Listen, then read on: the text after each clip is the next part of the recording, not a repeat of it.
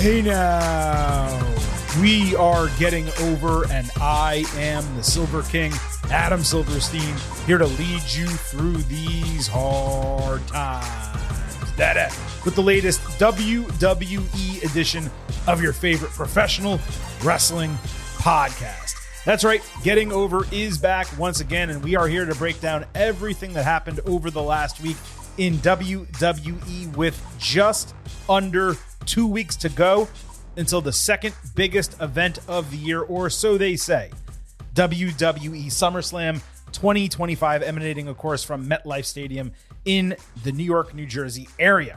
Vintage Chris Vanini will be along momentarily, but off the top here, as we get into the show, I would be remiss if I did not remind you of a couple items. The first, of course, being the Getting Over Wrestling podcast. It's all about Defy. So please, folks, stop being marks for yourselves and go back to being a mark for me. Go back to being marks for the Silver King, for Vintage, for Getting Over in totality. Head over to Apple Podcasts and Spotify. Leave a 5-star rating on Apple. Take a little extra time. Leave a 5-star written review. If you do, we will read it live right here on the show. And thankfully, we have 2 brand new 5-star reviews. First, from It's Still Real to Me. Thank you for the marathon week, 5 stars. Thank you to Silver King and Vintage for covering every piece of content this marathon weekend. This was posted on July 14th for the reference there. There are very few who have instant analysis style over the weekend like you guys. I especially appreciate it as it has given me great content in a short period of time during workouts and an upcoming week off. You guys are the greatest. Thank you. Well, it's still real to me. You're the greatest. Thank you. We also got another 5-star review from Ask for Troy, Best Wrestling Podcast. Your guys' pod is what helped me get back into wrestling, and I enjoy the feedback by you both after every week of wrestling. Go Gators. Well, yes, Ask for Troy. Go Gators indeed. We appreciate your 5-star review, and both of you guys, we acknowledge you. Acknowledge. Big acknowledgement right there. Acknowledge. Also want to remind everyone to subscribe to us on YouTube. You can find us there at Getting Overcast. Not only can you listen to full-length audio episodes, you get full-length video interviews. And this past week, the Silver King sat down one-on-one with TNA President Carlos Silva ahead of Slammiversary. That entire interview is currently on the YouTube channel. And this week, we are posting, it's been a little bit delayed, I apologize, but we're posting our full interview with TNA legend and, of course, WWE producer Abyss. So that will be on the channel as well. Make sure you watch both of those and subscribe. We would greatly appreciate that. Please follow us on social media at Getting Overcast on Twitter, at Getting Over on Blue Sky. You get episode drops, news, analysis, highlights. You get all that good stuff. You can also send in questions and comments for the show. And because we've been so busy recently, we haven't brought as many of your thoughts and comments and questions onto the program as we usually do. But we hope to circle back and do a lot more of that next week as we move on to the WWE SummerSlam Ultimate Preview and all the other content that we have planned for NXT, AEW, etc. And speaking of that, after a whirlwind amount of content that we had been created, things have calmed down a little bit. We went from a 6-episode week to a 3-episode week, and this week we're just doing 2. So you have your WWE episode today, NXT and AEW on Thursday. But on that Thursday show, the Silver King will be doing certainly not an instant analysis, but his analysis of TNA Slammiversary. I got to watch the entire show. First time in a long time I've been able to do that with TNA. And I promise you, I have thoughts, as you know I do. There was a lot of controversy coming out of this show. Trick Williams retained the TNA Championship. JC Jane won the TNA Knockouts Championship. So both main TNA champions are WWE superstars. Mike Santana did not get crowned as expected. AJ Styles showed up.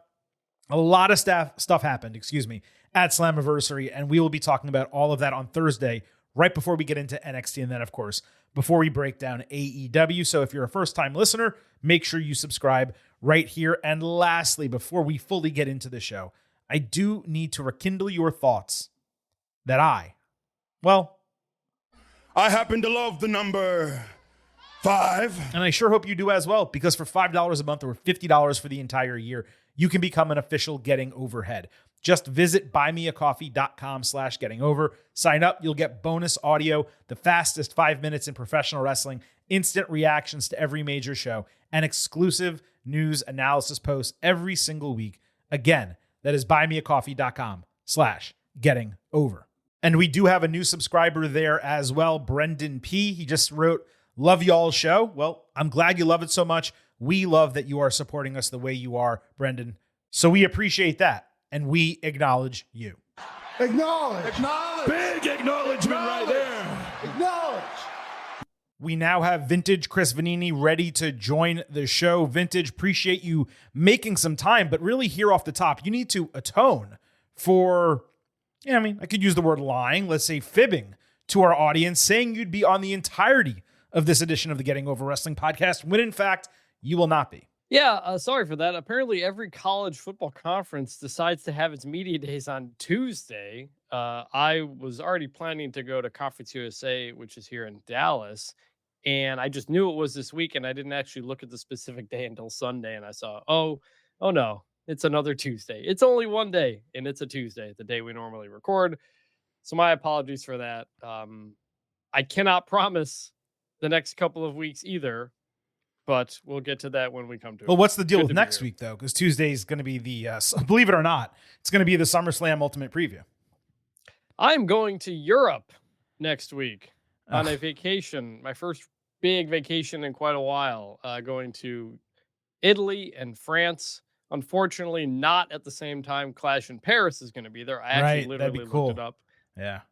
And that's when I realized, oh no, that's SummerSlam weekend. So, yeah, it's been a hectic schedule, constantly conflicting with this podcast, but it's good to be here now. And apologies to you for continually having to move in and out without me. Yeah, all I've been doing is, taping 6 episodes in a week and, editing all this shit.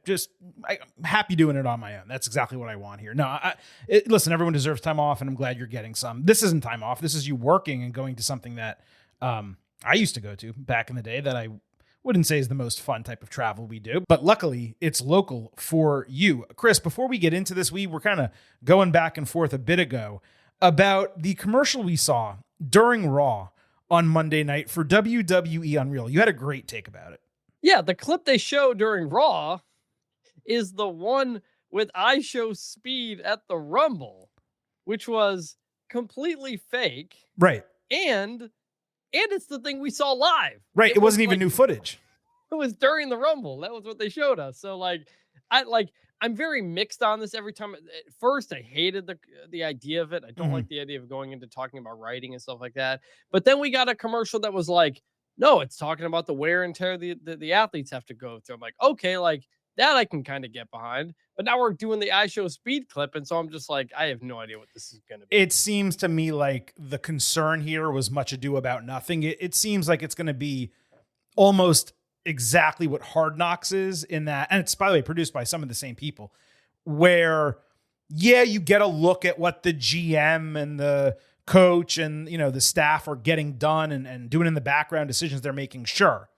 But you're also looking at the journey of the players, in this case, the wrestlers, and what they go through, their lives outside the ring, and how that kind of plays into what's happening in the arena and in the stadiums ahead of shows and during shows, injuries, all that type of stuff. So it really seems like it's going to be one of those amalgamation shows. They're calling it Unreal because wrestling inherently is fake, whereas you don't need to call NFL Unreal because it is real. You know what I mean?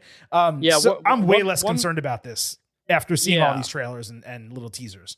Yeah, one might say they're going beyond the mat potentially with this. That's kind of what it's not going to probably get that real. You want to talk about real. Right. But it feels like that's more of kind of the thing they're going to go to, which is, all right, we all know this is scripted, but how do they kind of handle that? Right. I'm sure they will show us a couple things where, yes, the writing team and creative team had to change some stuff and argued over some stuff. And we'll see a little bit of that. But it does not seem like that is going to be the vast majority of what these shows are about. In fact, it seems like it's going to be a minority of what the show is going to be about. And that would be hugely positive if that's the case. Right before we get into the show here, Chris, we're coming off of Raw on Monday night. And I got to tell you, man, well, first of all, let me rewind to SmackDown first. I thought SmackDown was a horrendous show with bad creative up and down. I don't know exactly how you feel. You can tell me in a second. But just an extremely rough watch. And some weeks it's okay. Some weeks it's really good. But the majority of weeks, SmackDown is an inferior show to Raw. And it's not just because of the talent, it's because of the booking. And then you get to Raw on Monday night. And I was largely entertained by the show. I thought it was a perfectly good episode of television. But the Houston crowd was horrific. And I don't understand it. It's not like this was 7,000 people in a 13,000 seat arena. This was a sold out show in a major metropolitan area in a state in Texas that loves wrestling. One of the biggest pops of the entire night was for Mattress Mac. I mean, I didn't understand what I was watching. There was some really great wrestling. The crowds were quiet. Roman Reigns got major chants coming in. Then they start chanting him in the middle of his promo. This Houston crowd sucked. Yeah, it was. Well, they got up for some big things, but then they were dead silent at times. And right. I don't notice the crowd week to week as much as you do, but I notice when they're dead silent or when they're popping huge. Mm-hmm. And Houston was more. Yeah. And Houston was more of the former. There was a lot of like, oh, it's like dead quiet in there, which is kind of weird. They were louder, Chris, for the announcement backstage of an Io Sky Stephanie Vaquer match than they were for the Io Sky Stephanie Vaquer match. Do you think any of that is piped in crowd? No, it wasn't, because you could hear how natural it was. Like they were murmuring about it, getting excited, and they said it. Right. And they popped. No, it wasn't piped in.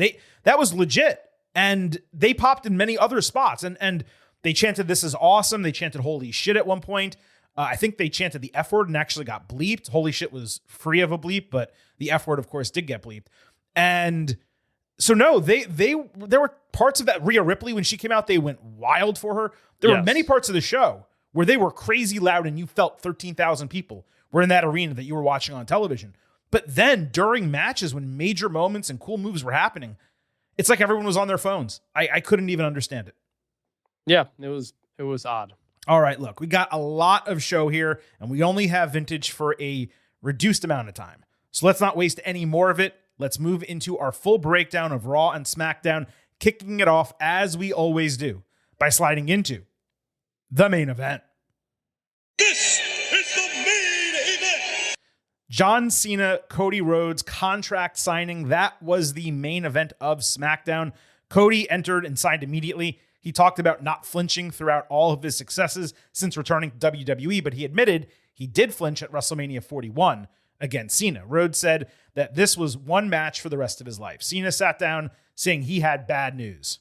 But I'm afraid I've got some bad news. Quote, "I am not going to be at SummerSlam." There was an odd split screen despite both of them literally being across a table from one another. Cena said it was a Netflix issue because he was taping a film for them in New York, offering the match Rhodes is deserved either in Paris or Perth, Australia instead. He called it a tough decision that was best for business, saying his presence was all he could give physically and emotionally. Cena then tried to leave, but Rhodes chased him down for a brawl. Cena reversed an Irish whip into the steel steps. Cody ducked a belt shot with the strap popping into his hands.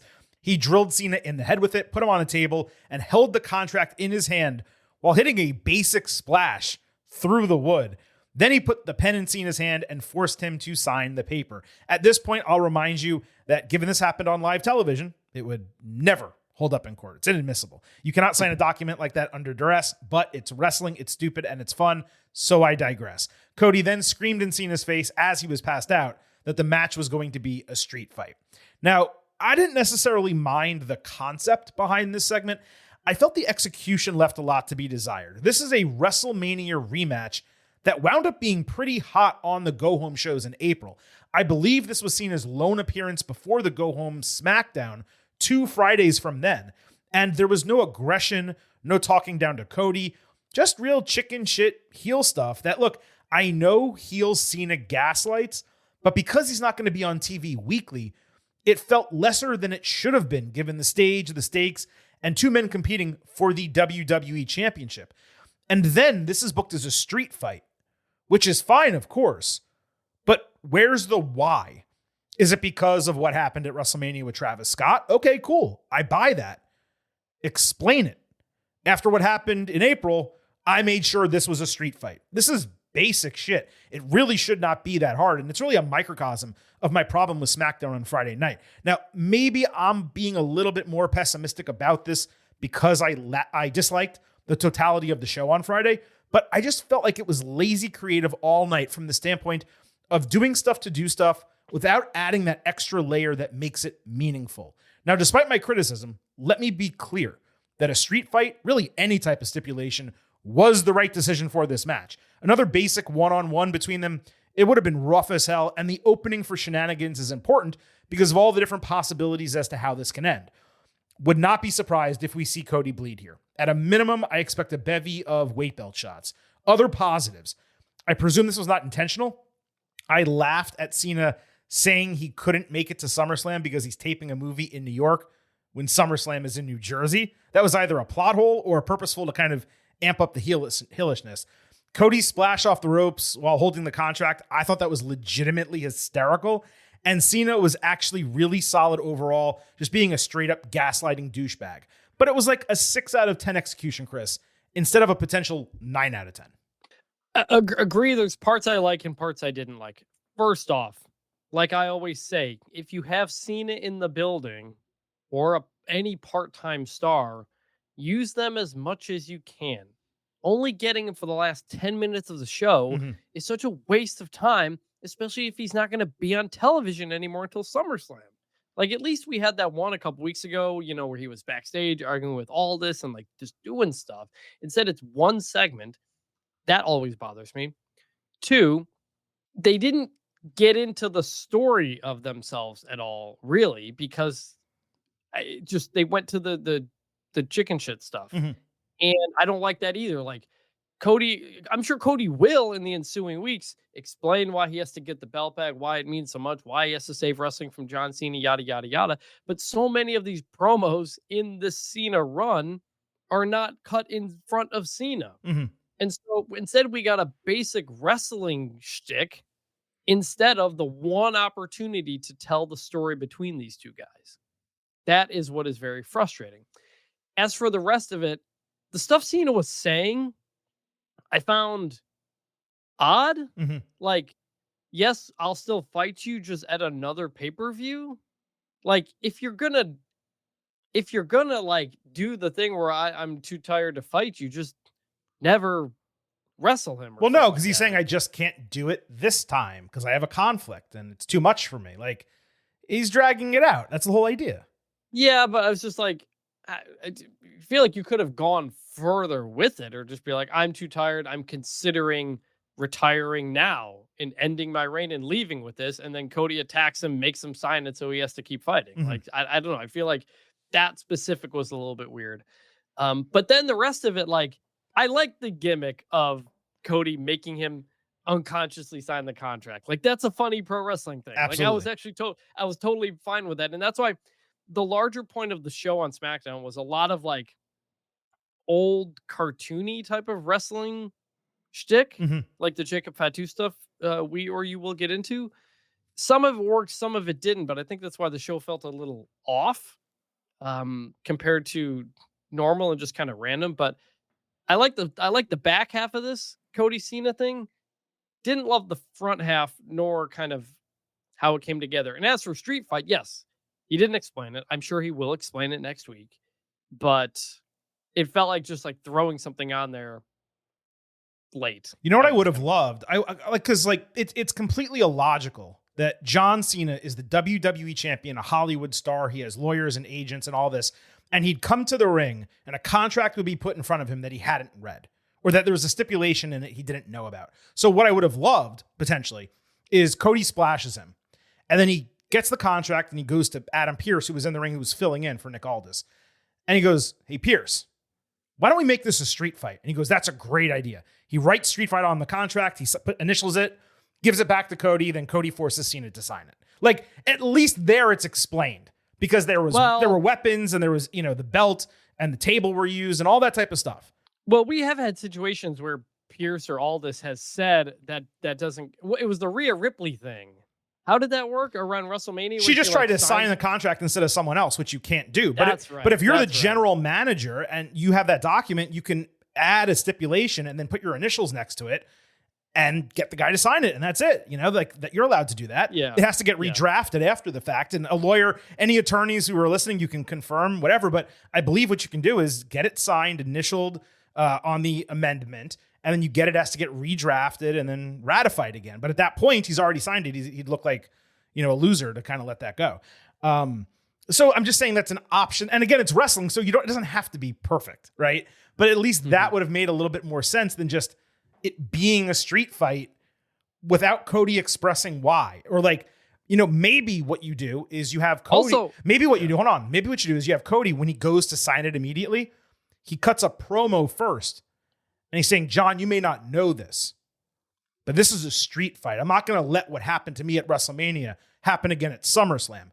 And then that gives Cena reason to come out and gaslight him and say, I'm too tired. I can't do this. Yeah. Because now he knows there's a stipulation that's part of this match that he doesn't want to be involved in. These are all logical steps that they could take to get to the exact same conclusion. And this is going to be a theme throughout almost every single thing that happened on SmackDown Friday night.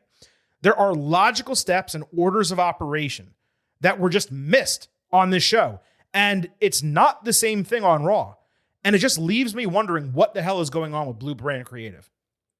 Also, what you do there, you announce it's a street fight, and Cena says, no, I'm doing a movie. I have to protect my face. Do the classic pro wrestling heel. Absolutely. Protect the face thing. I can't do a street fight yet. That would have worked too. It would have been perfect. What did you think about the production of this segment? A listener asked us a few weeks ago, if you remember, why WWE stopped trying to introduce new elements.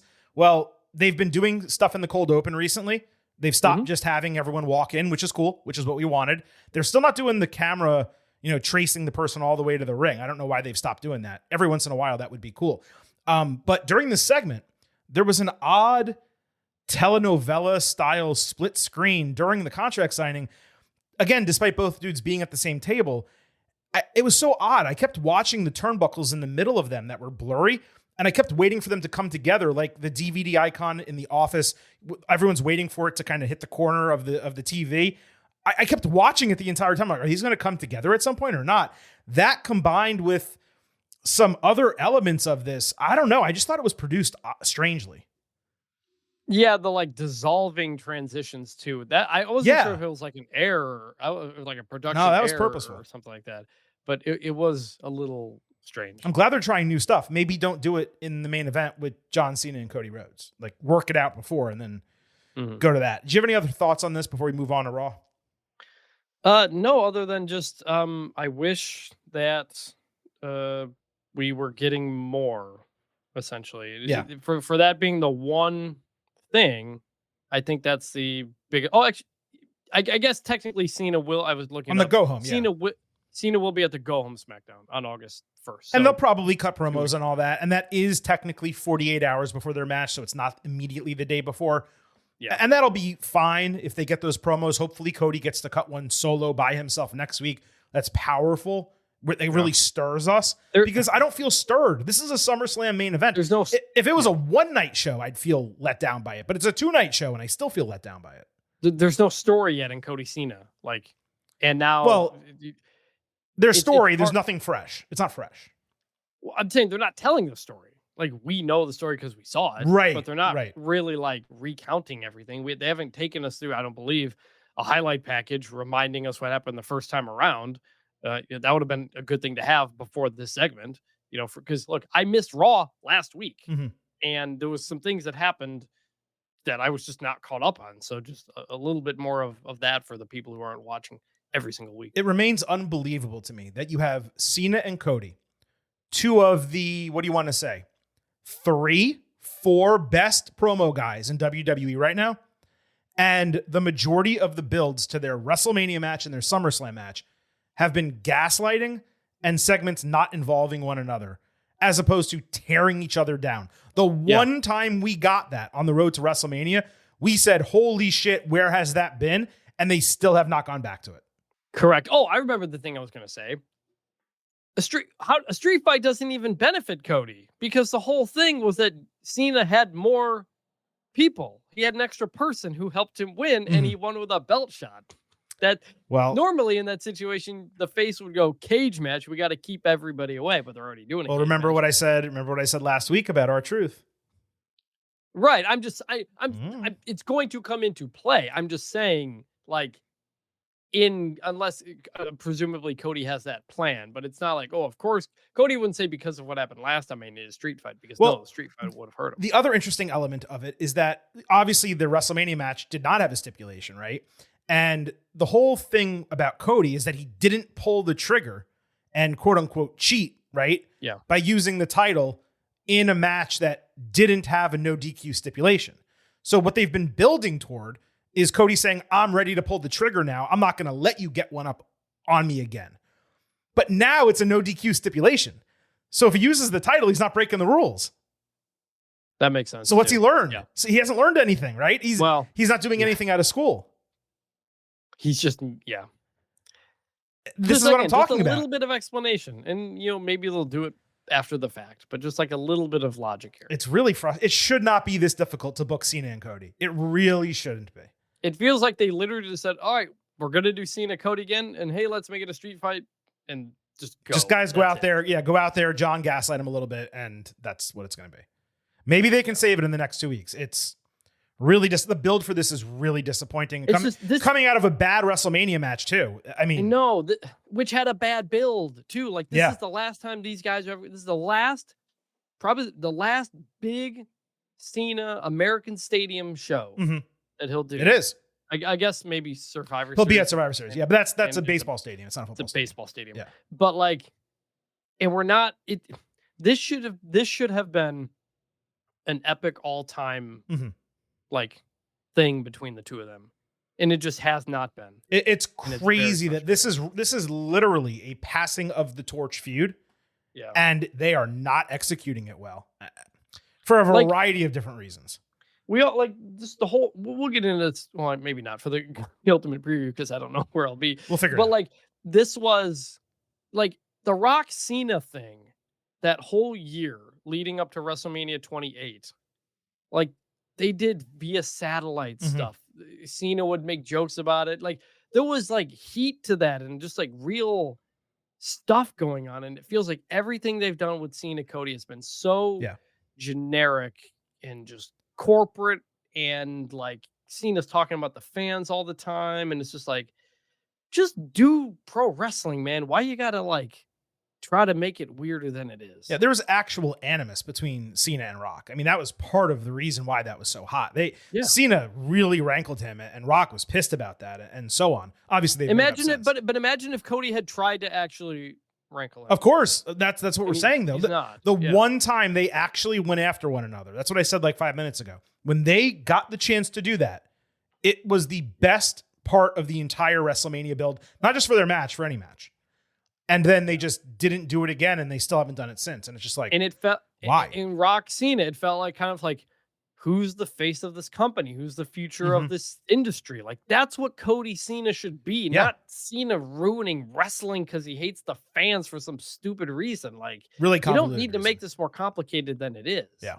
It really could have been about Cena seeing that Cody had the ball, right? You want to call him QB1, the whole deal. Had the ball for a year.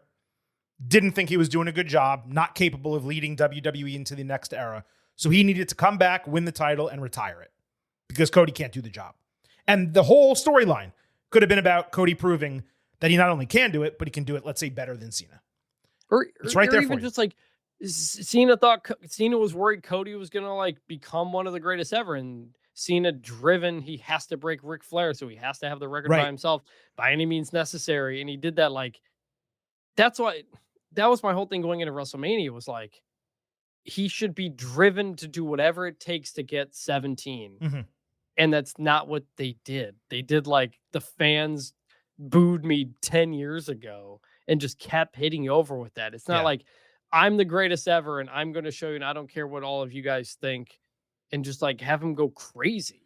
Yeah. The key is they wasted too many appearances. Now they're halfway through so it. Many. And I'm guessing he's going to take a little bit of a break coming up, and then he's going to come back and they're going to make him face again. They're going to have to figure that out. So look, we spent a lot of time on this, given not much happened on SmackDown. We'll circle back after Cody's promo, presumably next week. And then the go home will probably do, at least a fastest 15 minutes. Maybe we'll do a bonus show, but of course it depends on your schedule, what you're doing on vacation. Maybe Silver King will do something on his own. We'll figure all of it out. But let's just hope there's more still to come on the 2 SmackDowns before SummerSlam. Yeah. Moving over to Raw. Paul Heyman entered for the main event with Braun Breaker, Bronson Reed, and the Money in the Bank briefcase by his side. I will remind you, if Seth Rollins isn't there, carrying that Money in the Bank briefcase does not accomplish shit. Roman Reigns interrupted immediately. Hell, it was 10:25 p.m. Eastern. Can't go long. His entrance is 4 minutes on its own. Who am I kidding? Roman is the exception. Of course it went long. Massive chance for Reigns when his music stopped. Heyman did a great job milking it, getting cheap heat. He said Rollins is going to be out of action for, quote, a long, long time. So Heyman offered Reigns the chance to fill that leadership void because of the strength of their group, and saying also that they're far better together than they are apart. Heyman put on his best wise man impression, handed over the mic to Reigns, and it's crazy how Reigns almost, and I said almost, gets Rock-like pops for acknowledge me, similar to the way Rock pauses for if you smell. It's not the same, but it's similar. Reigns said Heyman's not a wise man, but a dumbass. Breaker had to be held back. Roman told Braun that Paul would take all the credit of all of his success and then turn on him just the same in a few years. Reigns said he was self-made, giving Heyman credit for helping him at first, but saying it was the Usos, Solo Sikoa, and even Sami Zayn who actually helped him keep the title. Roman said he's been home raising the future bloodline an actual family, not a faction or a wrestling group. Reigns said he took Heyman from being a friend of the family to a chosen member of it, yet he threw all of that away and betrayed him for a best friend he hadn't spoken to in a decade. Breaker stepped to Reigns a third time in this segment, so Heyman handed him a mic. Braun said Roman's the worthless old dog who's no longer relevant, whereas he's the big dog now, and he holds all the value as the future of WWE. Reigns got one up on Breaker, acting like he didn't hear him, threw him the mic, hit a Superman punch, but Reigns got speared and double-teamed until Jey Uso predictably saved to stop a tsunami, and the Usos ultimately speared the Brawns in stereo to end Raw on top. Show ended, by the way, at 10:42 for what it's worth. That's what I'm talking about. There's no need to conclude at 10:30 every single week. Really, all this segment missed was Reigns going off about Rollins. He covered all the other bases, I thought, extremely well, especially given it's the first time he's spoken since the road to WrestleMania. Not WrestleMania, the road to WrestleMania. Heyman, Punk, Bloodline, he covered all of it. Breaker actually being about it from the start, ready to go right after Reigns, that was well done. And Jay's save at the end was super electric. I suppose not going deep on Rollins made sense given he wasn't there, and whether this injury is completely real, a cover for another injury, or completely kayfabe, if Roman was out there talking shit to Seth, like through the camera, it may have either fallen flat or seemed like they were giving away a return sooner than later, regardless of the circumstances. But it was great to see Reigns in full control of his character, now as a babyface. He actually reminded me a little bit, this is going to sound strange, of Edge. The way he carried himself in the ring with that confidence, talking down to the younger guys, the grizzled beard. I'm not sure why I kept thinking about that, but that's the way he came off to me. This might be the most sure of himself that Reigns has ever been, even more so than during his 4-year title reign as a heel. It's probably the most substantial face promo that he's cut since becoming the tribal chief. And while there was character development in here for him, it came without Roman actually having to change. He's still arrogant, cocky, full of himself. It was also refreshing to not see Reigns just straight up dominate physically. He's taken a lot of beatings in his rare appearances over the last year, and letting Breaker get up on him before Jay saved, that was really important to establish the heels as legitimate competitors who can actually go up against these guys. The only part of it that was kind of weak was Breaker's promo. Not bad, don't get it twisted, but he just doesn't have the confidence yet. He's nowhere close to ready to being in a main event level program, which is why he's the second guy in a group led by a main eventer. But I thought this was a great segment, kicked the shit out of what we got Friday night on SmackDown, and seeing Reigns in that role, fully realized, in complete command of himself and his character. I mean, as a babyface especially, that's what WWE dreamed of a decade ago. Yeah, it was really good. And not only to your point, like why it kind of felt like a different type of Roman, it's the first time since the pandemic that he's really on his own because he didn't have Paul Heyman with him either. Mm-hmm. So there's nobody to lean on or anything. It's all on him. And he feels kind of maybe refreshed by that. And I had kind of the opposite thought with Braun Breaker. Okay. When he stood up to Roman, which was he didn't feel like he had that confidence. And I wondered if it was because he's not out there alone and that he is kind of having to represent a group or kind of make sure he stays behind some other people or stuff like that. Like if it had just been Roman and Braun straight up, Mm-hmm. I wonder if it would have been a little bit better for him. I just was thinking of kind of the team dynamics and like, because I've said that I felt like this group has been hurting Braun and Bronson because they seem to they were more impactful and fear-inducing by themselves rather than with Heyman. So I don't know. I thought this was really good though. I'm glad they explained everything. Like you said, I was worried it was going to be really short, in and out, and we're done. Roman had to talk about the Heyman betrayal and all that stuff. We hadn't heard from him about all of that. So we finally got that. They went through it. They took the time to do it, went long on the show. Very much appreciated. And it was a reminder of how we'd just love to have Roman on TV more because he's great. Yeah, this went about 3 times as long as I expected it to. Yeah. Honestly, like I thought this was going to be 2 to 3 minutes of Roman speaking, attack, get out of there. Like I assumed Jay was going to come out, but I didn't know that it was going to happen. I thought Reigns might just decimate them 1-on-2. That's what I thought. But obviously they needed Jay because they're building a match for SummerSlam. You couldn't have him do that and then say, oh, by the way, he also gets Jay to fight these guys, right? I mean, it would have been cool. It would have been cool if they just laid him out entirely and Jay wasn't there. Well, because he came back, Roman comes back last week, and it's right after the Rollins injury. And at that point, like, I didn't know if he was going to have a match at SummerSlam or not because he is filming. Like Cena, actually is filming a movie in August. And I wondered if they would not have him have a formal match, but maybe just kind of do a run-in. And when he came back last week, I was like, is this because of Seth or I don't know. But now coming with this segment and the way it all played out, yes, it's very clearly going to a Roman Jay tag team match. My belief is this was supposed to be a 6-man match. Roman, Jay, and LA Knight against, let's call them the Vision, because they still don't have a name, even on July 22nd here. That's my belief. It was going to be this mega babyface trio, like arguably the 3 most over male faces in the entire company, all on one side. And guess who gets screwed again? Not Roman, because he never would be. Not Jay, the most over guy. LA Knight. No. Yeah, you're right. I mean, he's just unlucky sometimes. I mean, some of it's in the past has been bad booking, not, booking him on the Los Angeles WrestleMania, which was the most ridiculous thing in the entire world. This is just bad luck. Did he do it? I'm trying to remember. Did he do anything on SmackDown? No, I don't think so. Yeah, I didn't think so. I didn't have anything in my notes. No, because he's been working Raw because he's been feuding with Rollins. Yeah, that's right. He has been on Raw. Yeah. Not that what show you're on matters, right? Dude, it's all over. With Chelsea Green and all this, like it's been now I've always allowed it for WrestleMania and SummerSlam just because it makes sense. You're flipping some stuff. But I mean, some of the stuff that happened over this last week, I'm going to talk about it in a little bit. Stephanie Vaquer over on SmackDown for no reason whatsoever. I'm looking at that. I'm like, what's happening here?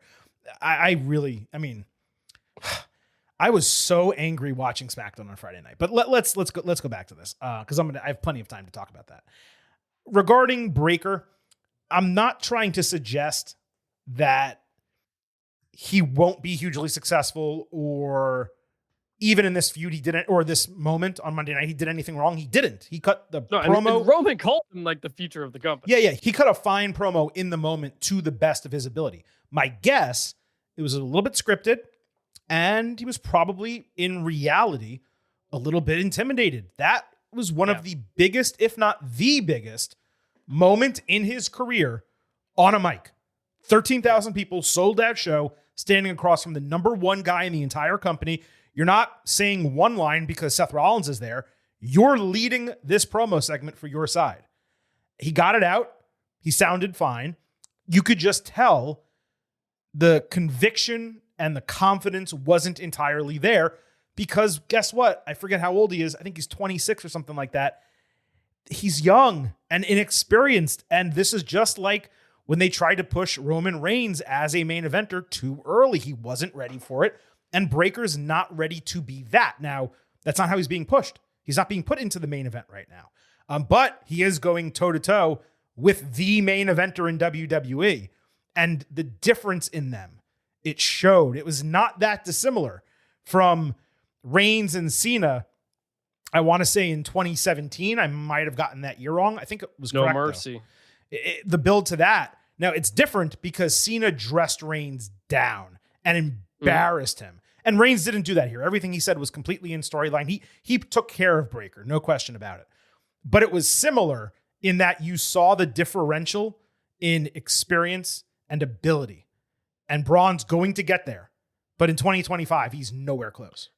And I know this goes completely contradictory to what I said 5 minutes ago, but you know what turned Roman Reigns around on the mic was turning heel and getting with Paul Heyman. Of course, yeah. So that I get that there. I didn't like the content of the promo though either. Like, go away, the people don't like you. Like, I don't know. It wasn't a confident scripted promo. It should have been like I'll tear you apart. Like, look at you. Like, you got gray in your beard. Right. Like, I'm a monster who's gonna destroy you. Like, that's the kind of, like, that's what he should be saying. Roman, you've been at home playing with your kids. You wrestle 4 times a year. I wrestled 4 guys last week and beat all of them and ran through their asses. I'm the most dominant guy on this brand, not you. Like, we're not script writers, right? I mean, we both write, and sure, we're journalists. But we're speaking extemporaneously right here, one another. It continues to boggle my mind how WWE has a staff of writers and creative people. And in certain circumstances, they give scripts or bullet points or whatever the case might be, and they couldn't figure out what I just said off the top of my head. There's no way. Because nobody's aggressive in their promos anymore. The only one who is LA Knight, and that's why he's over like Rover. Like, you got to go at people. Who else but LA Knight would have said, "Hey, Seth Rollins, I'm mad I wanted to hurt you. Instead, you hurt your damn self."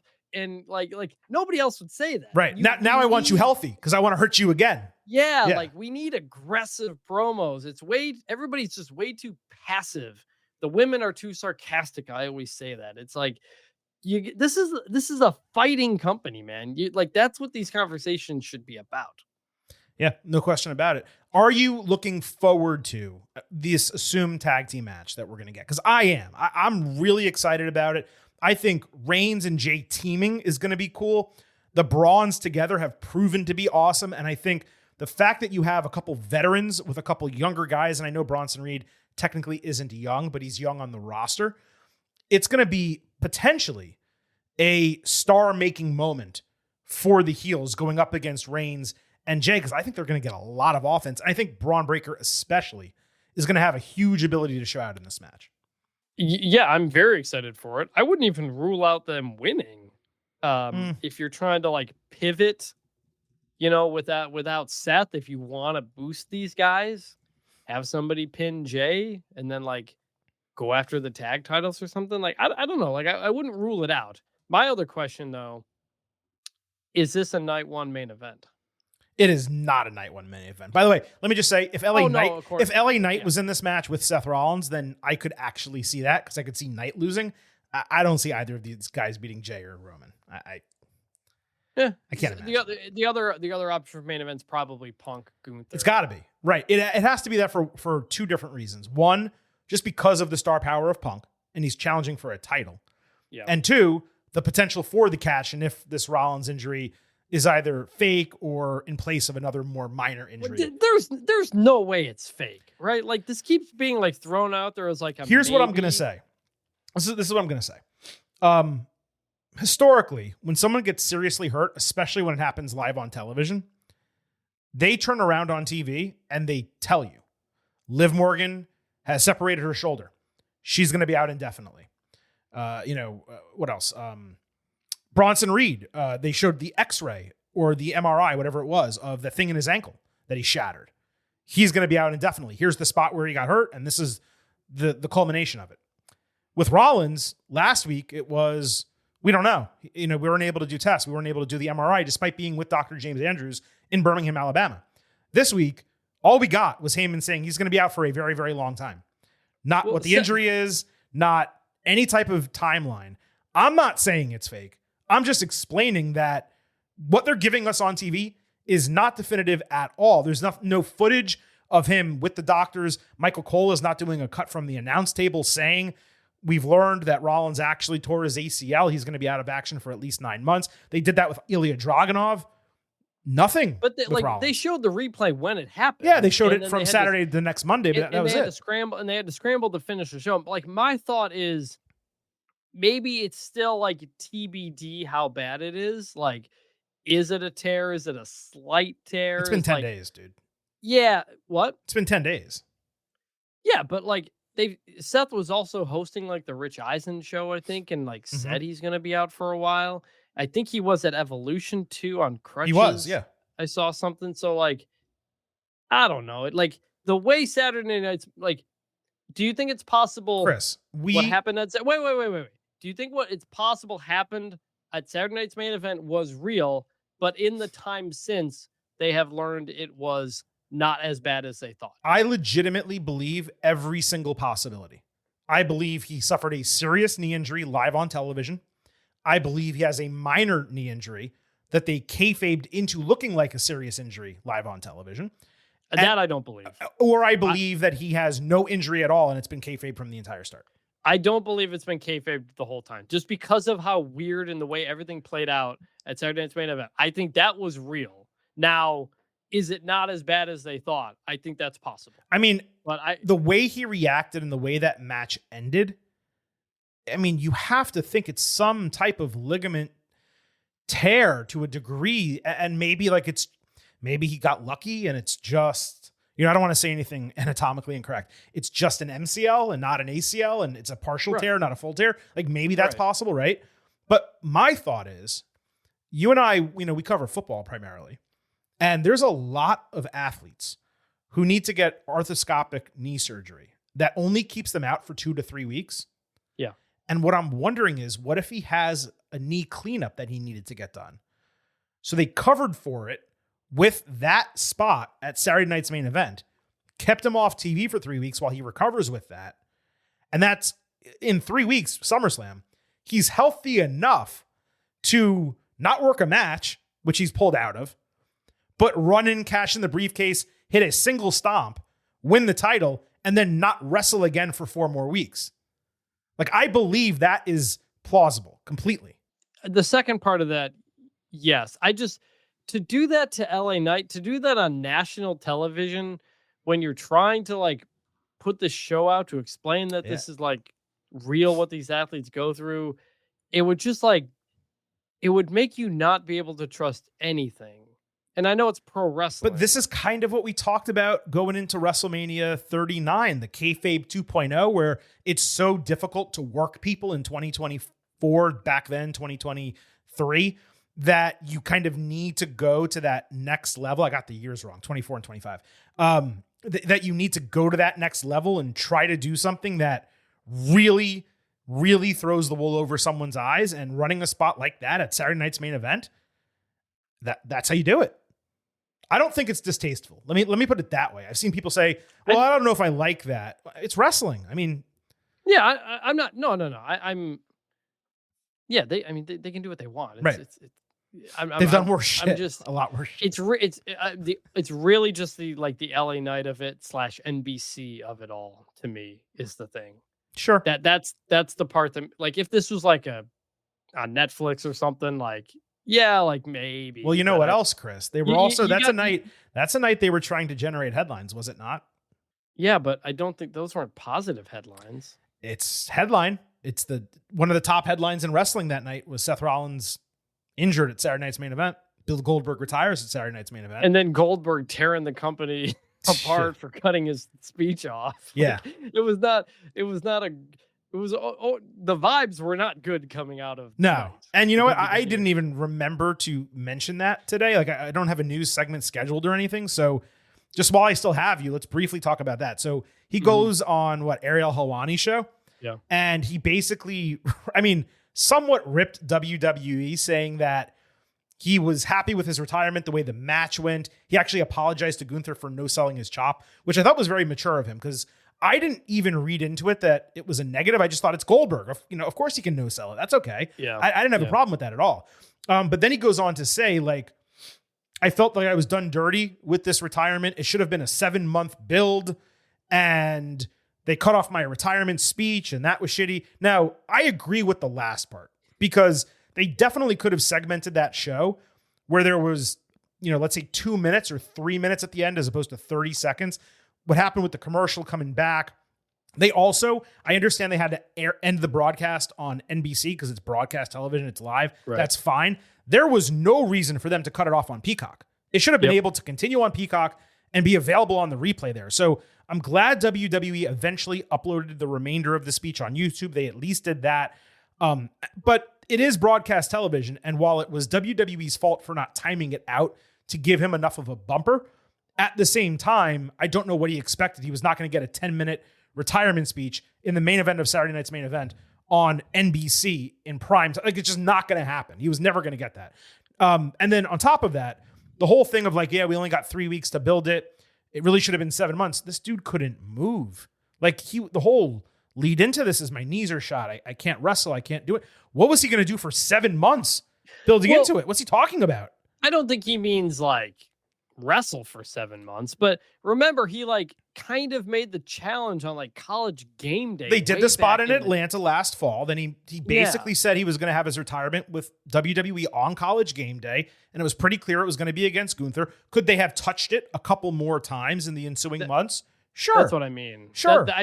That's what I thought he meant. But he was saying a 7-month build. No, man, a 3-month build. Okay, I buy that. After WrestleMania. They should have been building towards this after WrestleMania. And then the fact that Gunther happened to win the title, it became a title match. That's the way it should have been done. Well, we assumed when they had their bit at Bad Blood that it was going to happen at WrestleMania. So right. I don't know if that changed or what, but yeah, you could have had him and Gunther continue to just kind of neg each other from afar. Absolutely. Time after time after time. And then it eventually leads to something. It was completely random. And I understand him being upset about that. Now, if he means 7-month build, I'm in the arena every, other week. That's what it sounded like, you meant. That's if he was willing to do that, maybe, but that was going to be hard. Can I tell you what they really should have done, dude? He fought Pat McAfee, who is part of College Game Day. That feud, in addition to what it was built around, which was great, by the way, don't forget the way he attacked him on the set, whatever. He could have said, you let that piece of crap Goldberg come on your show and badmouth me. And that's part of why he fought Pat. And he was standing up, Pat was, for Goldberg. Boom. And then he gets beaten. There you go. And then Goldberg's there at the end of that match. He goes face-to-face with him. And they get into a shoving match. They get separated. And then you build toward the match. So he is 100% right that it should have had a deeper build. Don't disagree. But 7 months, no, number one. And number two, WWE did not do this guy dirty. He was not a major part of this company. The one time they were pushing him into something at WrestleMania with Brock Lesnar, he quit. He was leaving. They didn't owe him that much. And I thought they gave him a really nice send-off. He acquitted himself well in the ring. Mm-hmm. I hope he really does not. He's I guess his Legends deal or whatever his contract, where he doesn't want to talk too much shit about WWE. It ends in a couple of weeks. This guy has put the foot in his mouth so many times over his career. I hope he just doesn't go scorched earth. And I don't care about what he says about WWE. It's a company. Who cares about them? For himself, just go out on a high note, dude.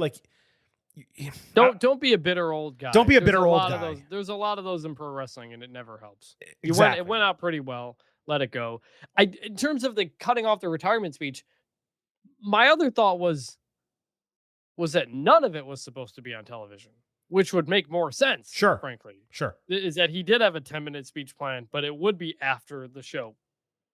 But because of the Seth Rollins injury and the extended commercial break, it started early, fill time and all that stuff. Yeah. Maybe it started a little early, and the timing got off that whole time. And then he grabbed the mic too early because they had a couple of minutes left. And I don't know. That's the other thought I had, because it wouldn't make, like you said, it would make no sense to air a 5 to 10 minute retirement speech on NBC. Right. The way that should have ended, the way Saturday Night Main Event should have ended. Match ends, they go to commercial, they come back, and they go to the desk with Michael Cole. He says, hey, Goldberg's in the ring. He's going to, speak to the entire crowd. You can watch the rest of this show live on Peacock. Switch over now. And everyone goes to Peacock, which, by the way, would be great for NBC and Peacock, right? Mm-hmm. You flip everyone over there, you air the entire speech unedited, and then you post it on YouTube. And for some reason, they didn't do that. I can't explain why.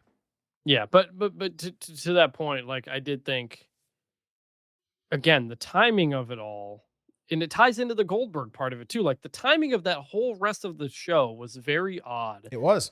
Which is why it would be weird to fake an injury to do all that. I'm not arguing with you there. Like I said, I don't have a strong belief in any of the three options. I think all are plausible. You know what I would love?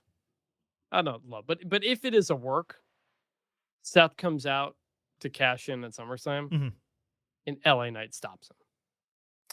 That'd be cool. Be great.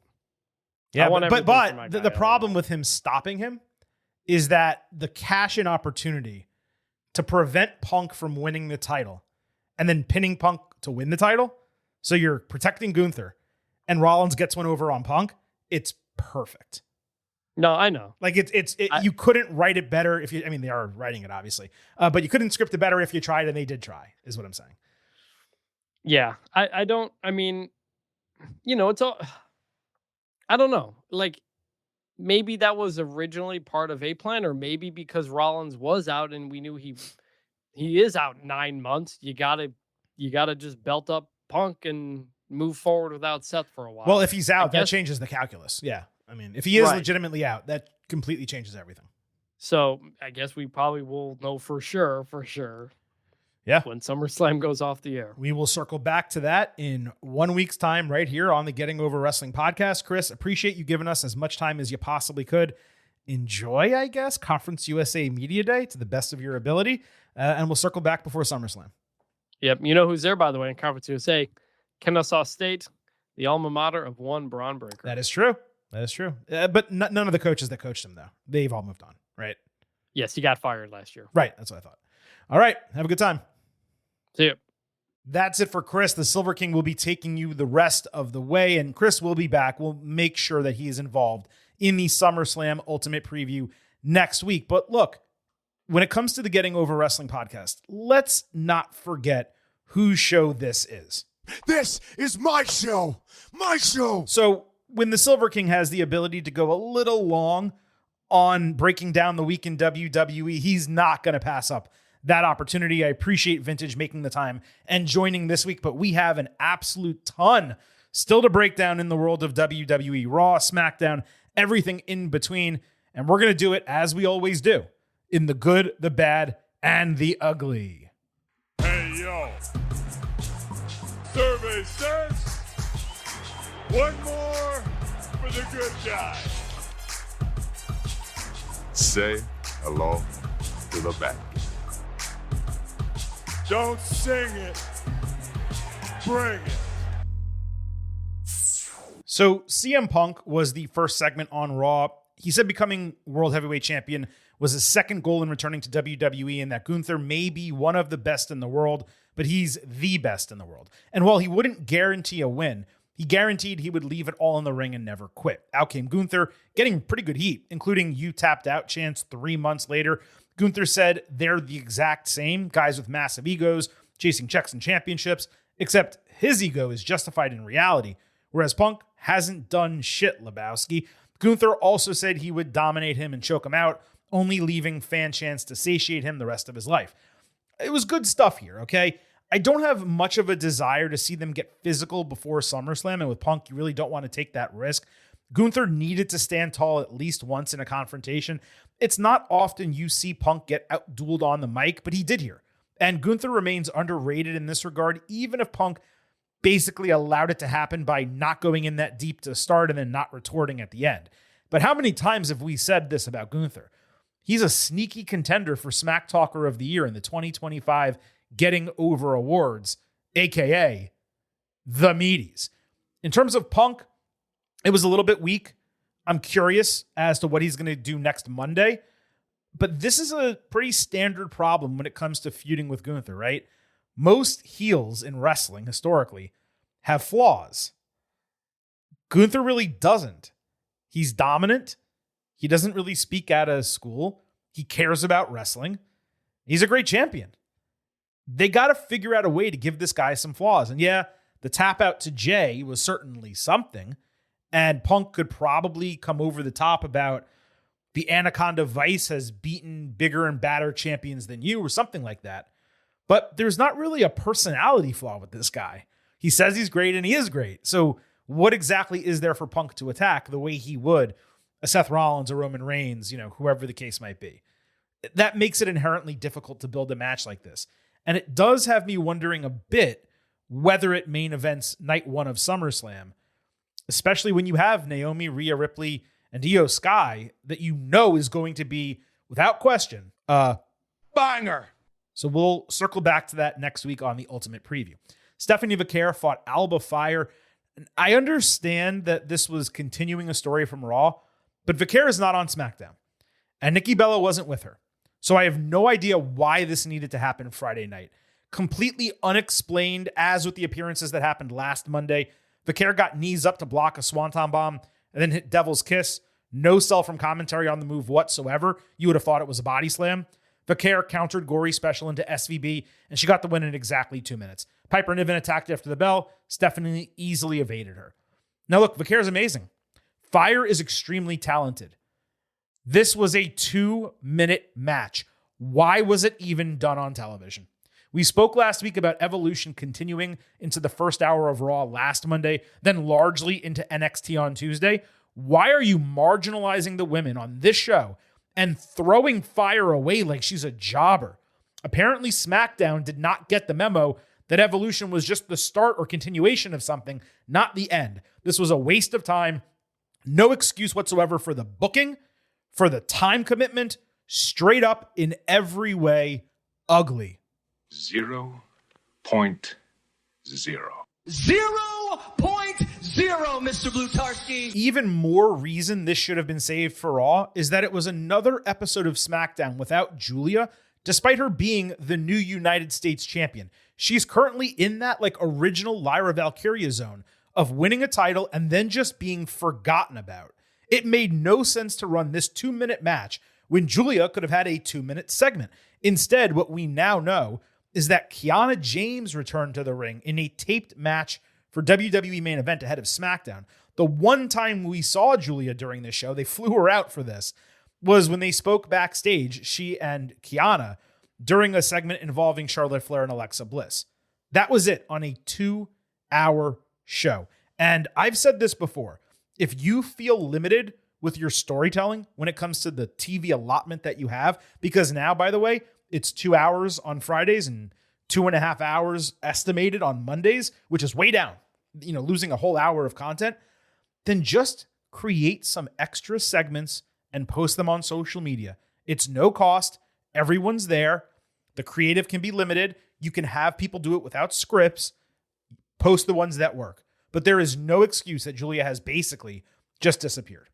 So Vaquer was backstage on Raw, where she belongs, speaking about Green Regime when Naomi interrupted her, previewing their match in Clash in Paris. She also tore Vaquer down, saying Io Sky walked her like a dog in their prior match, and Stephanie shouldn't let that slide. Io and the Kabuki Warriors were then shown putting each other over as future champions in their respective divisions. I suppose the Warriors are indeed still in the tag team division after all. I thought it was just going to be a quick team up and then a split again, but they were called the Kabuki Warriors, not Asuka and Kairi Sane. Vaquer came in saying that she hopes Io wins the title so they can fight in Paris. Sky said she had Vaquer beat and could do it again. So it got heated between them. Io challenged immediately and Stephanie accepted. The crowd went wild for this backstage announcement. Like a loud pop.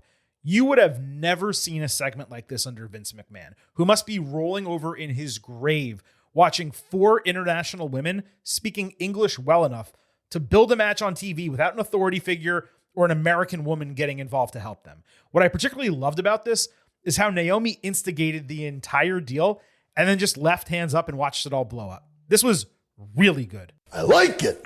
I like it a lot.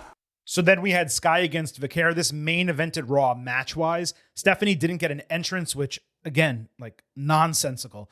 But she did get dual chance at the bell. This was obviously a rematch of their post-WrestleMania bout that banged. They both did topes outside before Vicaire did her double underhook falling codebreaker, better than her SVB finisher, by the way. Io did a 619 into a head scissors driver and a springboard moonsault. Stephanie avoided bullet train attack before they exchanged German suplexes. Vicaire blocked a sunset flip powerbomb tope suicida style, delivering a throat blow, hey now, and devil's kiss, hey now. On the ring apron, she rolled Io under the ropes into the middle of the ring for more devil's kisses, I guess. Io took a dragon screw in Meteora, but reversed SVB, hitting it herself. Bullet train attack followed. Stephanie prevented over the moonsault, climbing the ropes for an inverted superplex, with Io almost landing on the crown of her head. Late turnover, but she was okay. Green Regime predictably came down for a DQ, ruining the match. Io's shotgun dropkick on Chelsea Green made her fly all the way across the ring. It looked like it was a cartoon. Great sell by Chelsea. But as the faces began teaming up, Naomi pushed Io into Stephanie, so Rhea Ripley saved, murked Alba, flattened Naomi. The three faces then took turns on Chelsea, who ate a riptide to end it. Here's what I know for sure.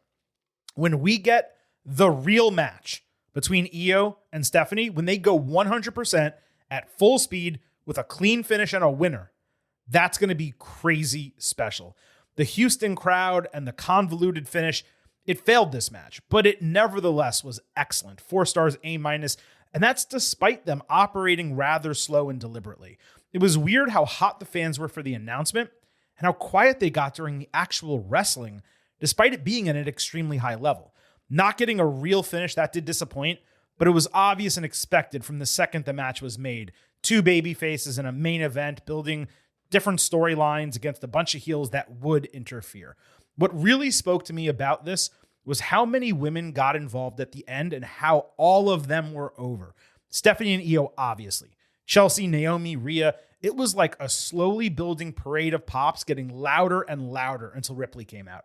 And the fact that Chelsea did not seem any lesser than the champion, the prior 2 champions, and the top women's newcomer in WWE, that was great for her. This showed the true strength of the women's division, and it could have main evented most regular weeks of Raw, those where you don't have Roman Reigns on the show.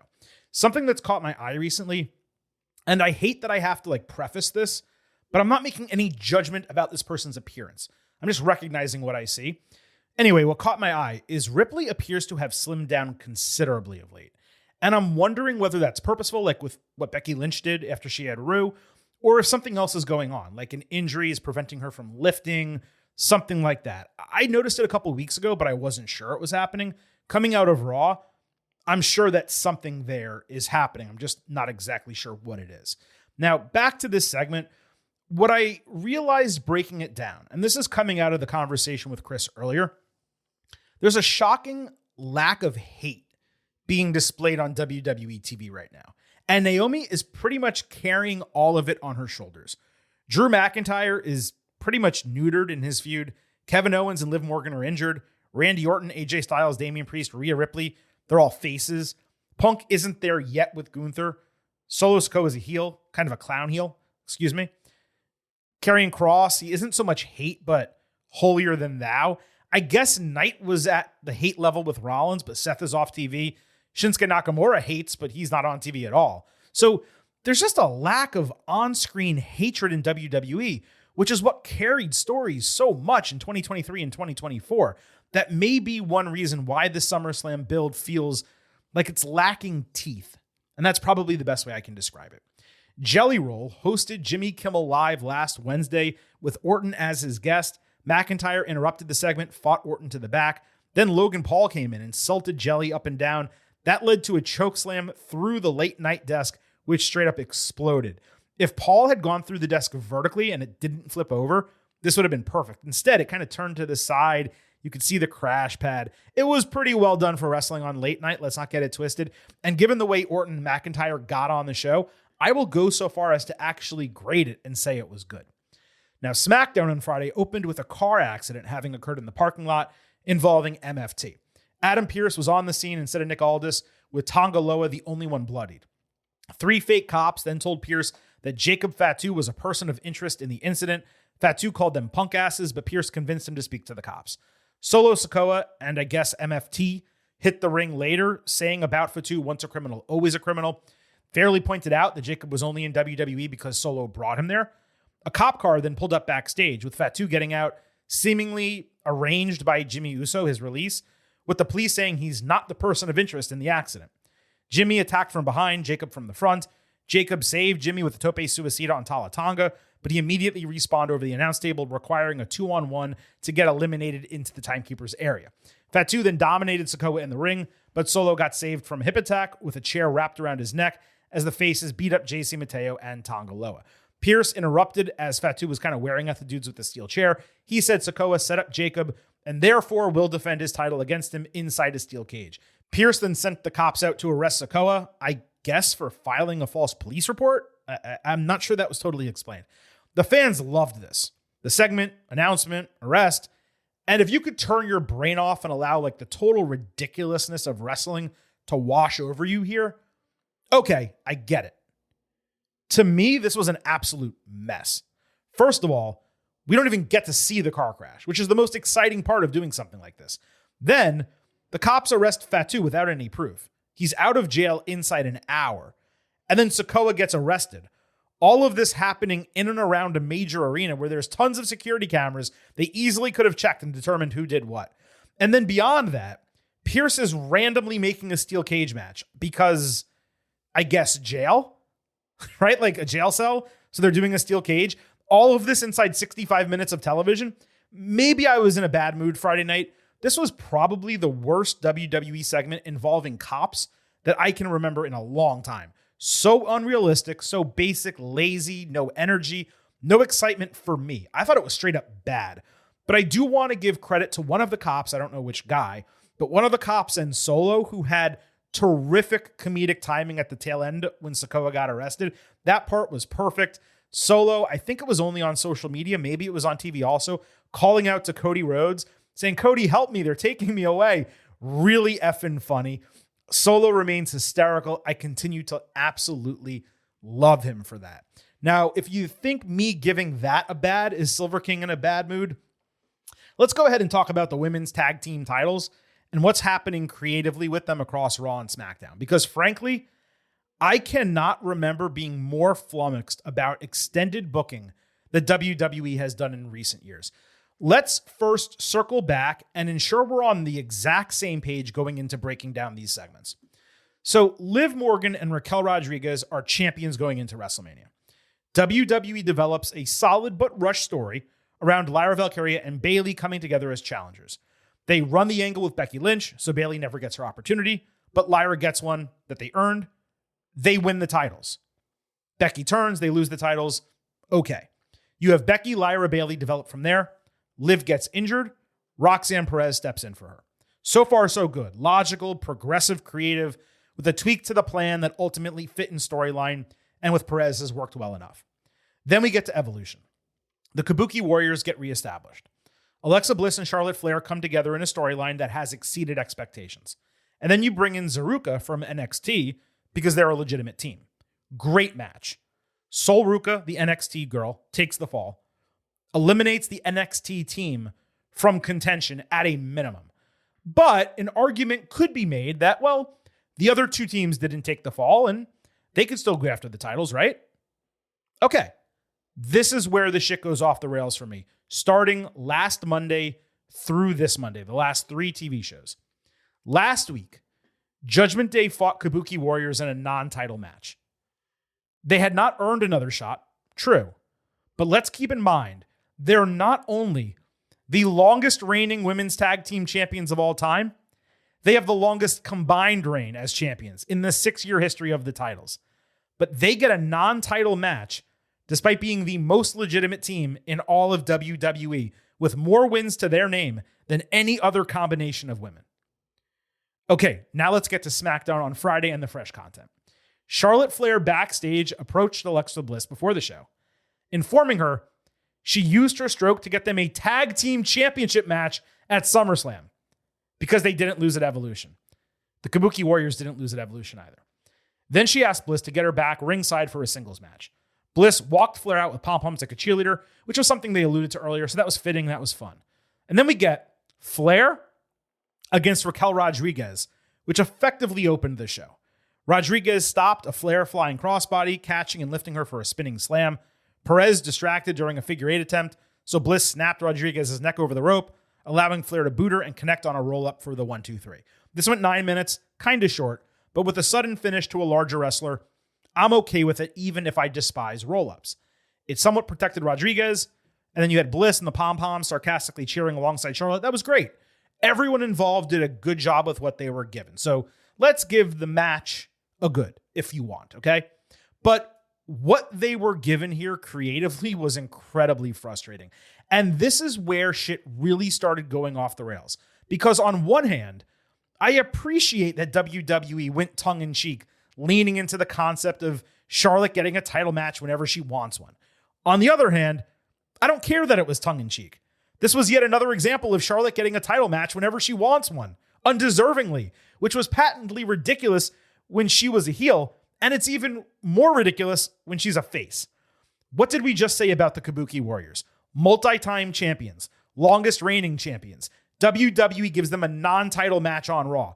Bliss and Flair together for less than 3 weeks with one win to their name. Not only get a title match for no reason, they get it at SummerSlam. It's absolutely absurd and illogical. Even worse than that, Flair Rodriguez was already scheduled as a match on the show. So if you want to book a title match at SummerSlam, I don't know, why not wait until Charlotte beats Raquel and then have her demand the opportunity? It would have been deserved due to the match result and completely logical. It was right there. Logic in one hand, reason in the other, and WWE just let them fall to the floor. I'm flabbergasted that no one on the entire creative team stepped up and said, hey, it would make a lot of sense if we just flip the order of operations here. Now, look, don't get it twisted, okay? The title match is absolutely the correct booking for SummerSlam. But I really have no choice but to give this overall booking a bad for how it transpired Friday night. Thumbs up for those involved. Thumbs down for the booking team, throwing logic and reason completely out the window. And then making matters even more frustrating is what transpired on Monday. Hours before Raw, not on the show, before the show, Pierce announces on social media that Lyra and Bayley were getting a tag team title match Monday night. Now, to be fair, they both tweeted at him completely confused over the booking in kayfabe. Okay, but again, let's use some logic here. Pierce on Friday booked a title match for SummerSlam, which is 2 weeks away. Then he turns around and puts the champions in a title match for no reason on television. Why? Lyra last week won the number one contendership for the Intercontinental title. Why is she getting another title match that would potentially result in her fighting twice at SummerSlam if she won? Lyra and Bayley, okay, they never got their opportunity as a team, but Lyra won the titles from that number one contendership. She just did it with Becky. You want to say Bayley deserves a chance and she can go find a partner and challenge for the titles? I could buy that. I'm okay with that. Not this. They're also actively feuding with one another. And let me reiterate, there's already a number one contender for SummerSlam with one win to their name. And the Kabuki Warriors, I will reiterate, didn't get a title match last Monday, despite not losing at Evolution and being the most accomplished women's tag team in the entire company. Now go home and smoke some more crack.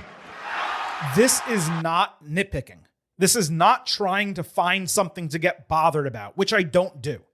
This is bad, illogical creative from one show to the next. It shows a lack of foresight and reason, and it's nonsensical why WWE is booking in this manner, period. So let's get to what happened Monday night. Becky Lynch came out for a promo still wearing red and yellow, saying she should be at the Happy Gilmore 2 premiere, but was instead in Houston because she's a leader and needs to address important business. She said she had the slickest win ever and held 2 women down, but at least she was upfront about it. Becky then criticized Lyra for being greedy and going after a second title simultaneously, obviously hypocritical. So Bex pointed out that what she did was historic for the industry at WrestleMania 35, whereas Lyra is being selfish. Valkyria came out, accepted Lynch's challenge of never fighting for the title again if she loses. Lyra came back with her own challenge, no count out, no disqualification. Becky asked for another handshake given the importance of the match. She stuck out her hand. Lyra ducked the ensuing attack, hit manhandle slam on Becky to stand tall at the end. Becky's promo at the front was great. I'm not sure if others have noticed this. She's stealing and mocking a particular speech pattern from a particular politician that actually helps her gimmick, given her inflated sense of ego and how ridiculous she's been recently. The only problem with this segment was the stipulation. No count out, no disqualification. It's not only as basic as can be, it's pretty much the same stipulation as a street fight, which we already have for Cena Cody. Granted, with no DQ, no count out, there's not an inherent reference to weapons, but the base level rules are the same. WWE could have done something really special here. Falls count anywhere, I quit, 30-minute Iron Woman match. Hell, they could have run back best 2 of 3 falls because Lyra succeeded with that stip against Bayley, so she'd be confident challenging to do the same thing again. It was just such an odd decision to be that basic and plain and simple with the stipulation. In terms of the never challenge for the Intercontinental title again part, I presumed that was with Becky as champion, even if that was not said.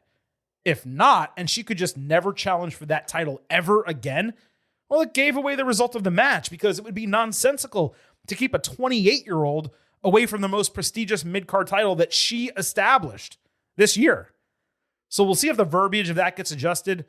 All in all, I'm still going to give it a good as a segment, but I just thought they could have been a lot more creative with the stipulation for the match. So let's get to that Women's Tag Team Championship. Judgment Day against Lyra and Bayley. This match followed, but earlier in the show, Valkyria backstage was angry when she learned Bayley was not only the one to get the match made, she did it because they never got to team at WrestleMania. Bayley insisted she's moved past losing last week and just wanted to take the titles. Bayley, who you'll remember was getting cheered heavily the last month, got booed on a hot tag. She caught Roxy with a sunset flip bomb into the corner before Raquel took Bayley down with a slingshot jackhammer. Little rough in the execution. Really cool move for her, though. She should do that more. Lyra finally bought in at this juncture, hitting a flying leg drop on Roxy for a strangely delayed cover. Bayley ran Rodriguez into the ring post as Valkyria hit a running Liger bomb on Perez, but instead of covering, she tagged Bayley in for a flying elbow drop, which led to a broken fall. Lyra ringside ducked a Raquel boot. She nailed Dom in the chest. He sold that by calling for medical. Valkyria hit a dropkick through the ropes on Rodriguez. AJ Styles ran in as a trainer, chased Dominic Mysterio away from ringside. With the referee distracted, Lynch pulled Valkyria off the apron, ran her into the steel steps, so she was unavailable when Bayley wanted the tag. Bayley still caught Roxy with Bayley to belly, but Raquel blind tagged, hit the Hana bomb, and then used Rhea Ripley's cover, leading to a title retention. I am loving to see this arrow continuing to point up for Rodriguez. She took Kevin Nash's criticism about being a big woman and not working big to heart. And it seems like the roster has rallied around her to sell for her. This is what happens when adults take legitimate advice from other adults and don't get offended just because someone is a bit critical about them. The idea here was that Lyra didn't trust Bayley until late in the match, and when she did, she avoided finishing opportunities to let Bayley in. Yet, of course, Lyra was not available for the late tag, and Bayley took the L. So they're going to have reasons to still be at odds with one another. I was glad this was not a heel turn in the moment for Bayley, and it was straight up chaotic in the finish, which really got the crowd going. What's ironic in all of this is that Lyra and Bayley are a great team, and really, they should probably have a title run together one day. There was obviously never a question that the champions would retain, but a lot was accomplished in this segment, basically building 3 different storylines at once. So it's a good 3.75 stars and a B+, but it doesn't change the fact that the match was completely undeserved, and when put into the larger context of what happened on SmackDown and the prior Raw, it was really ridiculous to run this. Now, the AJ Dominic stuff started on Raw well before this segment. Judgment Day arrived in the cold open for Raw. Styles played valet, taking Mysterio's keys. Styles then played a janitor like Andy in The Office as Pierce dressed down Dominic, demanding he take his physical. So the trainer was the third role Styles played on the show. Dom was later searching for AJ when he came across Judgment Day and Pierce, the latter of whom demanded he either get evaluated by a doctor before the show ended or relinquish the Intercontinental title. Dom later attacked AJ from behind with his title, this as Styles and Pierce were waiting on clearance, and that made the match official. Outside of that first week where I found it to be super corny, It's really cool how WWE was able to build this match backstage through a variety of comedy segments without Dom getting physical. We probably need a more serious go-home segment next week, at least an in-ring styles promo to start, just to fully get this hot for SummerSlam. But this was probably the best WWE could do given the circumstances with Dom's injury, and there's something about their chemistry together that just works. It's a very NXT feud in terms of like the corniness and the silliness, but in the best way. Definite good here. Tiffany Stratton and Jade Cargill cut tape promos that were combined into a package. Jade talked about fighting through betrayal and distractions, while Tiffy was able to thrive and become champion. Stratton said people assume she's a dumb blonde, naive, inexperienced, but she's still the champion. Cargill said she's been disrespected, and while Stratton is what everyone expects, she can't be controlled. This was extremely well done production-wise, but given there's only 2 SmackDowns until SummerSlam, I don't understand why we didn't get a live segment with them. I'll still give it a light good because of the production. It was quality. It kind of set the stage for their feud, but they need to be in ring next week and really on the go-home week as well. This is a women's championship match, and it feels like it's completely forgotten about. We had Sami Zayn against Karrion Kross. Credit to Jackie Redmond for asking the question I wondered in Gorilla before the match. Sami was supposed to be out indefinitely, but he was back in 2 weeks for this match. Zayn basically said he couldn't wait. He was willing to take the risk because it already cost him a spot in the gauntlet match last week. Kross didn't get his entrance on TV, but he did get dual chants with Zayn at the bell, which is kind of wild if you think about it. They didn't give us entrances. The 2 of the best entrances on Raw, the Karrion Kross, but fans still chanted for both of them. Sami sold his taped ribs all match, including after an Arabian press. Fireflies were out after the break for some reason. Sami had an Escalera Tornado DDT and a Sunset Flip Powerbomb. Scarlett grabbed the lead pipe for Kross, who eventually took it after taking an exploder suplex into the corner.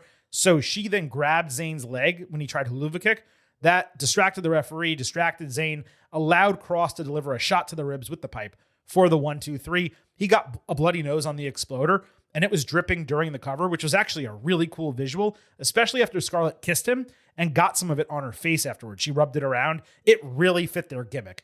The finish was a bit clunky, and really, given Zayn entered the match already injured, I would have much preferred a Kross win without blatant cheating. Maybe a push into the ring post or steel steps or an apron power bomb. Why did you have to use a weapon? Let this guy get over and actually be dastardly and win instead of just cheating. It was such an easy out. End of the day, it was a Kross win on TV. It keeps the storyline going. Maybe they even get a SummerSlam match out of this. It was good. Damian Priest against Carmelo Hayes happened on Friday night.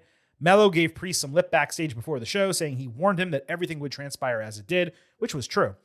It got heated between them, leading to this match. Hayes was confident going in against a former world champion, so Melo makes his way to the ring, and the Dre chain is just gone. No explanation. That shit was baller. And they just had him stop wearing it for reasons. It's like when Roman Reigns crushed Xavier Woods' crown, and he didn't just get another crown and wear it, except this didn't get destroyed, and it looked great on Melo because he won the damn thing. Anyway, Melo attacked before the bell, apparently dominated during the break, but we didn't get to see that. Hayes tuned up the band, but Priest blocked it and hit a bell clap. He escaped Razor's Edge, countered South of Heaven into a codebreaker and a frog splash. Priest caught him flying outside with a flatliner into the announce table, but as he went for old school, Aleister Black, in a suit, appeared on the ring apron to trip him off the ropes for a DQ, and then he hit him with a black mass. Hayes ducked out. This got heat because fans were all in with the match, which makes it disappointing that it ended in this fashion. You know how I generally feel about DQs. At the same time, Melo badly needed featured ring time like this, and he did come out of it without a pinfall loss, which is kind of a positive. Aleister also nailed the black mass perfectly. So I'm actually going to lean light good on this one. Wyatt Six got a promo package saying the championships belong with them, and the Street Profits bond was only about the titles. Eric Rowan said they were a family forged in pain, not blood. They promised to strip the teams of their desires and burn their vanity. Street Profits were backstage with B-Fab by their side. No idea why, completely unexplained. They were angry about losing to the Six, but promised to get the titles back. This despite not being in a number one contendership match that was scheduled for the show. DIY said they were there to save the division. Seemed like B-Fab's purpose was to set up a six-person feud with DIY, Candice LeRae being the other one. The Six promo, I thought it was well-produced and solid. I'm glad they were able to speak. I actually like them a lot more as heels. The Profits should have been much angrier about not just losing the titles, but not being in this match. Everything would have been so much better if the 6 promo from last week aired. Again, I'm going to give this a light good. DIY, Motor City Machine Guns, Fraxium, Rey Fenix, and Andrade, number 1 contendership match. Phoenix was dressed like a woman wrestling in Saudi Arabia. He was easily the fan favorite from the bell, but looked silly. During a break, Ciampa hit Avalanche Air Raid Crash on Axiom ringside into a pile of guys, none of whom caught him. Gnarly spot. Luckily, he was okay, but damn. Fraxium had an excellent double hot tag with 4 tope suicidas. Andrade did 3 amigos with Phoenix hitting the frog splash for a heavily broken fall. Johnny Gargano hit his slingshot spear, but over the ropes before Tommaso Ciampa hit Project Ciampa on Axiom. Fraxium combined for the Spanish Fly Phoenix splash on Andrade, but Ciampa tagged in blind during the move. Phoenix then broke the fall, leaping off Ciampa's back for a code breaker and senton simultaneously. Phoenix caught Ciampa with his rebound heel kick, then hit a corkscrew tornillo ringside. Frankly, I missed which one it was. Andrade ducked a super kick with Gargano tagging Ciampa. Then he caught Gargano with his spinning back elbow, knocking him out, with Phoenix adding a huge tope con hero. Andrade added the message on Ciampa. They won and became the number 1 contenders. As much as I love Fraxium and DIY, Andrade and Phoenix were the best and most exciting team in this particular match. Real interesting decision to give them the shot with SmackDown in Cleveland next week, Gargano's home. I'm presuming next week is another thrown out match leading to something bigger, either on the Go Home SmackDown or SummerSlam. But this was definitely good. 4 stars, A-. One of, if not the best segment on Friday night.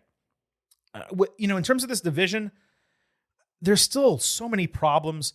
WWE has made zero effort to allow MCMG to get even a shred of personality. No idea what they're doing. For Axiom, they came in hot, on fire. We said it didn't make sense for them to be on SmackDown. They could have been on Raw, been champions right away. And they've been cooled off completely. I don't understand what's happening here. Even social media segments would work. They're just doing absolutely nothing with these guys. El Grande Americano backstage spoke Spanish when he was asked about his goals in WWE. Dragon Lee took offense and disrespect in English, so Americano insulted him back in Spanish. They tussled a bit. Americano sounded a bit different than usual, and it was kind of strange that there were 2 native Spanish speakers in one segment, yet only one of them actually spoke the language. Anyway, that led into New Day, LWO, and Creed Brothers triple threat number 1 contendership. Coming into this, I badly wanted LWO to win just because they're severely deserving of opportunities they have not received, especially since Rey Mysterio got hurt. Of course, they were the only team not to get an entrance. New Day had a great aesthetic look in black and silver. Xavier Woods in regular tights. He looked amazing. Proper rules here with 3 men legal. Brutus Creed took a poison Rana before Joaquin Wilde got a great hot tag with a sick double pin attempt on New Day and another cool combo move. Ivy Nile interfered legally, so Dragon got involved until Americano ripped him off the ropes and hit his head banging on the apron. Cruz del Toro took out the Creeds with a corkscrew plancha. New Day tried to take advantage, but Wilde escaped their finisher and caught Kofi Kingston with a deep, deep roll-up for the upset win. So freaking happy for these guys. They're standout performers every single time they get a chance to wrestle. I figured they were going to get the featured spot to kind of raise the rent in the match, only for New Day to sneak away with the win. So I loved the swerve in the finish with Wilde capitalizing on his momentum and pulling out the dub. My only note is he's so much better than a roll-up. Any other pinning combination would have been much better. And it's my personal belief that a pinning combination protects a wrestler more than a roll-up does. A roll-up is, okay, you got caught by surprise, but you lost to the weakest pinfall there could possibly be. A pinning combination means you got trapped and someone outsmarted you in that brief moment. It's a minor annoyance for me. Every other part of this hit, the backstage segment with Grande and Dragon, the match itself, interference, the crowd was all about LWO. Maybe the easiest good of the night because I just don't have any real criticism other than the roll-up itself. New Day later flipped out backstage, confused about everything going wrong for them lately. Wood said they need to restore the order and power on Raw. They needed to find leverage. Great show, by the way, that used to air, I want to say, on TNT, but I think it's now on Amazon Prime. They have Leverage Redemption as well. Just really good, fun show. Grayson Waller came in saying he's got great news. Austin Theory is injured, so they're done, and the deadweight is off his back, making him an ace up their sleeve if they want him. Big G. New Day said they'd consider it, but Waller was all about it. Now, I'm glad this was addressed to a degree, But Theory has literally been wrestling main event matches and getting cheered, by the way. Plus, their split happening off screen is the absolute height of absurdity. Now, perhaps this is a swerve, and Theory's going to return to attack Waller at some point when he's helping New Day. But at first blush, I have to say bad. Coming out of this segment, I had legitimate fears about Theory being released. Could not imagine that being the case just when he's so uber talented, and they could easily send him back to NXT, have him dominate the top of that men's division while rehabbing himself, figuring out a new character. It would make no sense to give up on this guy. But I just had this unsettled, bad feeling about the entire deal. And then Waller cut a social media promo, basically tearing Theory apart, which made me much more optimistic because WWE would have no reason to bury a legitimately nice guy if he was on his way out of the company. It makes me believe this is not the end either for Theory or his deal with Waller. And while the split may have happened lazily off screen after way too long of a delay, maybe they can still feud as necessary. A positive about these segments is that Monday night was more development than this tag team division's had in recent months. The negative is that there wasn't another segment with LWO. They should have been celebrating, talking about their success. It's one thing to make a team number one contenders. It's another to ensure the fans actually care about them, and that was not really accomplished here. They're a team that came in, won, and got a title match. You gotta give TV time to folks if you truly want them to get over. We had Sheamus against Rusev, and folks, just by uttering those names, you know exactly what this was. Oh, we got two big meaty men bumping me tonight. Michael Cole said Sheamus had never defeated Rusev one-on-one. That sounded unbelievable, but it's true. He was 0-3 dating back to 2014. Sheamus fell off the top rope before going back up for a flying clothesline outside as Rusev just kind of wobbled around. Then he took a fall-away slam over the announce table. Rusev countered Bro Kick with a catch powerbomb, but Sheamus countered Machka Kick with a pump knee. Sheamus then jumped into nothing, eating a Machka Kick and the accolade for an eventual rope break.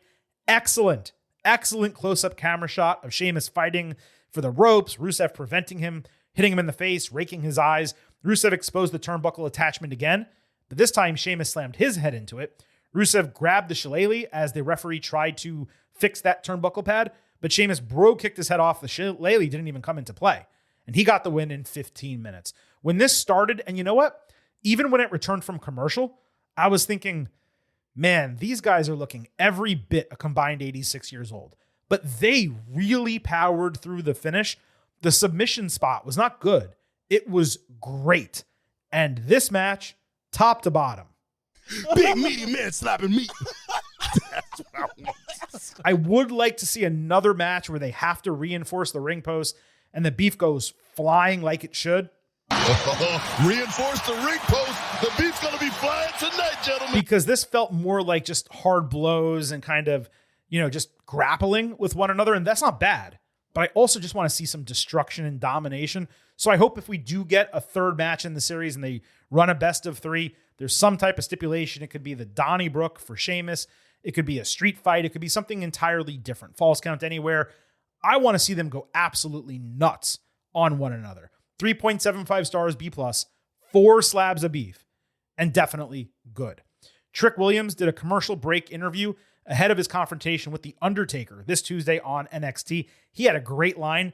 You out here popping off like your knees don't got no expiration date. Now, WWE did not post this on social media as per usual because why would you want a young guy to get over? Why would you want to promote your Tuesday night show? Crazy because it would have been the first time the TNA champion was fully seen on a WWE show. There was also a commercial break interview with Judgment Day where they all just kind of made an ass of themselves and laughed at, all their challengers. That was pretty fun. Less egregious, but that one actually got posted on social media. So I just don't really understand what WWE is doing. And really during Raw on a Monday night, they did not post as many clips as usual. So maybe it was a change in direction. Maybe the person was lazy. Maybe they had fewer people on. I don't exactly know from a social media standpoint, but it was slightly strange. So look, that wraps up this edition of the Getting Over Wrestling podcast. We covered every single thing, of course, that happened during Raw and SmackDown. As I mentioned, we'll be back on Thursday, not only talking NXT and AEW, but also TNA Slammiversary. The Silver King has an absolute ton to say about that. And then next week in this spot on Tuesday, same bat time, same bat channel, we will have, believe it or not, your WWE SummerSlam Ultimate Preview that Thursday, NXT and AEW. And then next weekend on Saturday and Sunday, SummerSlam Instant Analysis Podcast. Vintage will be on the Ultimate Preview. If the Silver King needs to operate the instant analysis shows on his own, I may try to bring a special guest in. I may do it myself.